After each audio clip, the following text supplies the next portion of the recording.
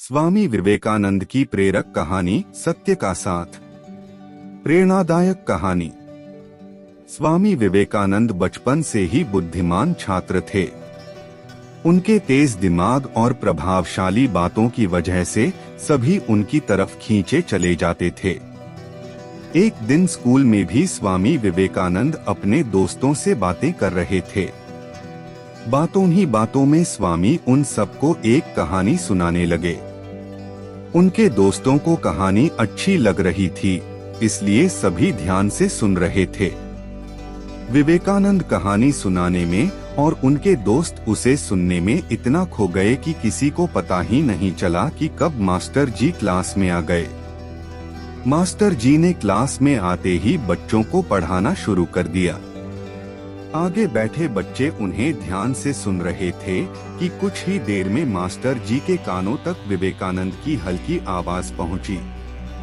उन्होंने ऊंची आवाज में पूछा कि कक्षा में कौन बातें कर रहा है।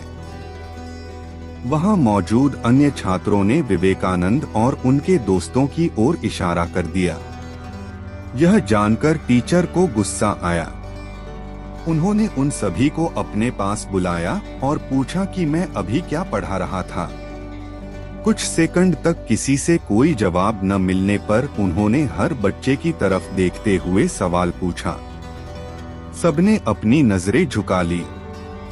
तभी टीचर विवेकानंद के पास पहुंचे और कहा कि क्या तुम्हें पता है मैं क्या पढ़ा रहा था।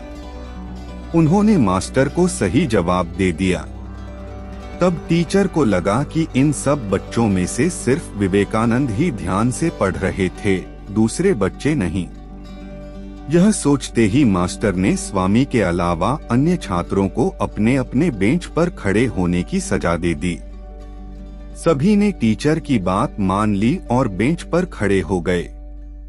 कुछ ही देर में स्वामी विवेकानंद भी अपनी सीट में जाकर बेंच पर खड़े हो गए। स्वामी को बेंच पर खड़ा देखकर मास्टर ने कहा कि मैंने तुम्हें सजा नहीं दी है, तुम बैठ जाओ। नजर झुकाते हुए विवेकानंद ने कहा, सर मैंने ही इन सभी छात्रों को बातों में लगा रखा था। गलती मेरी ही है। सजा न मिलने पर भी स्वामी विवेकानंद द्वारा सच बोलने पर सभी छात्र काफी प्रभावित हुए। कहानी से सीख, जीवन में हमेशा सच बोलना चाहिए।